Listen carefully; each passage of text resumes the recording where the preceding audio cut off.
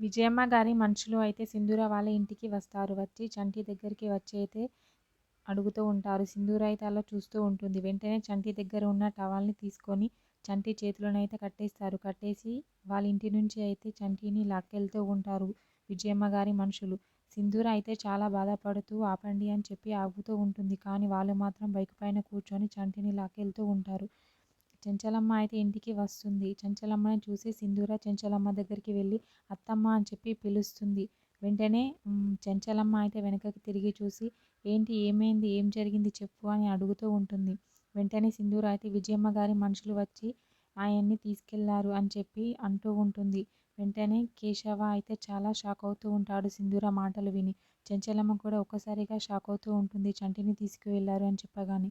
వెంటనే కేశవ 5 లక్షల అప్పు చేయాల్సిన అవసరం ఏంటి, అసలు ఎందుకు చేశాడు అని చెప్పి అడుగుతూ ఉంటాడు. వెంటనే సింధూర ఏమో నాకు తెలీదు, నాకేం చెప్పలేదు అని అంటూ ఉంటుంది. వెంటనే చెంచలమ్మ అయితే వీడెప్పుడు ఇంతే, అన్నీ ఇలాంటి పనులే చేస్తాడు, వాడికి ఇలా అయితేనే బుద్ధొస్తుంది అని చెప్పి అయితే చంటిని తిడుతూ ఉంటుంది చెంచలమ్మ.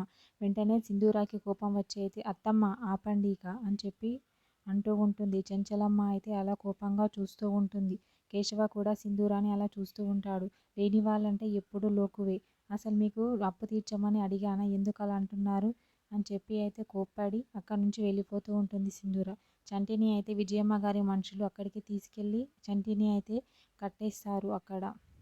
వెంటనే సింధూర అయితే చంటిని వెతుక్కుంటూ పరుగులు తీస్తూ అక్కడికి అయితే వెళ్తుంది. అక్కడికి వెళ్ళి గేట్ ఓపెన్ చేసి అయితే వెళ్తుంది. వెళ్ళి చంటిని చూసి ఏమండి అని చెప్పి పిలుస్తూ ఉంటుంది. ఆ పిలుపు విని చంటి అయితే సింధూరాని అలా చూస్తూ ఉంటాడు. సింధూర వెళ్ళి వెంటనే చంటి కట్లు విప్పడానికైతే ప్రయత్నిస్తూ ఉంటుంది. మరేం నెక్స్ట్ ఎపిసోడ్లో చూద్దాం. థ్యాంక్ యూ అండి. నా ఛానల్ని సబ్స్క్రైబ్, లైక్ చేయండి.